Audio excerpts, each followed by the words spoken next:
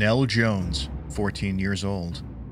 Olivia Campbell, 15 years old. Kelly Brewster, 32 years old.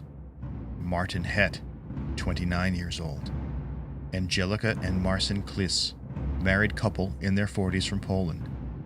Georgina Callender, 18 years old. Allison Howe, 45 years old. Lisa Lees, 47 years old. Safi Rose Roussos, 8 years old.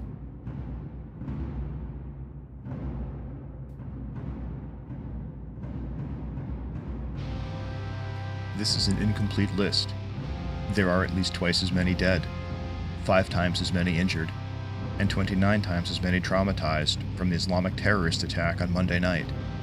When you look at the photos, one thing is clear. You mostly see white women and girls. Stories of girls having to clean off blood, pieces of flesh, and bodily fluids from their bodies and clothes.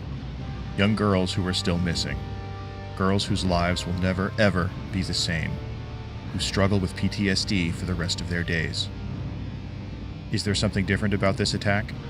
Something that truly strikes our core and makes it almost impossible to make funny memes about it? Is it a final back-breaking straw? It depends on who you are. It's hard to counter-signal dead white girls as a white nationalist. We at Suicidal Solidarity don't need to preach to our listeners about the problem, nor do we need to preach about the solution. But our listeners need to understand the mindset of the common Western European normie.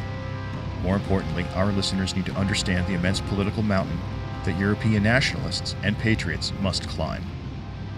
The shit-skinned suicide bomber of Manchester, Salman Abedi, was known to the authorities both in the UK and on the continent. Just like the Berlin Christmas market terrorist, he quote-unquote slipped through the security nets, despite him being on watch lists and despite him visiting Syria for jihadist training. There are literally thousands of invaders who constantly slip in and out of the European authorities' radars. In most cases, the authorities are simply overwhelmed. They never had to deal with something of this scale before. And even now, when the politicians are begrudgingly admitting that the police and border patrol need more manpower, it takes at least a year before they get trained enough to be able to handle such situations. And even then, they aren't prepared for counter-terrorism operations, nor are they prepared for street battles with combatants who have rifles and grenades, as we saw in France.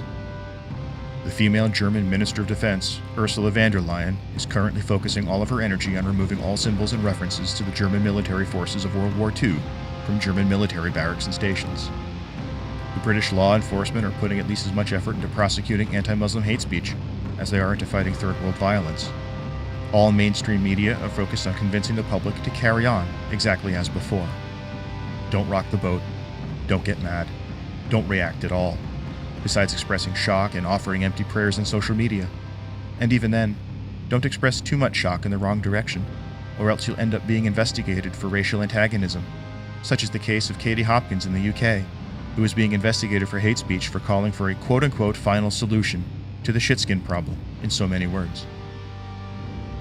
We don't know how many stacked, bloodied bodies it will take, but we can only hope that the 10 to 20% of capable men in European nations start to stand up. From Primarch Graf Rudolph's experience, Europeans don't understand the importance of Heimat, of a homeland. They don't understand that their current cozy countries are all that they have. And when you bring this up talking to them, they don't have a satisfactory answer, short of cucking or shrugging their shoulders. What can we do at this point? If our American listeners are still dreaming of a European haven from blacks and mestizo violence in the US, we urge them to be realistic. Even with the optimistic scenes out of Eastern Europe, there's a narrow window with a lot of cultural difference to bridge. Your home, your town, your region is your starting point. And if that's beyond saving, then look to the woods. Look to the mountains. Take advantage of your constitutional rights while you still can.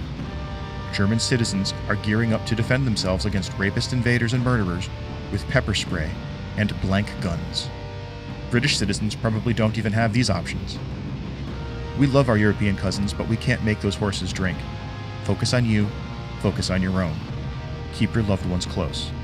If you don't have loved ones, change that. We ain't gonna change the world, but we can save our folk. One goy, one white couple, one white family, one European community at a time. Hail victory.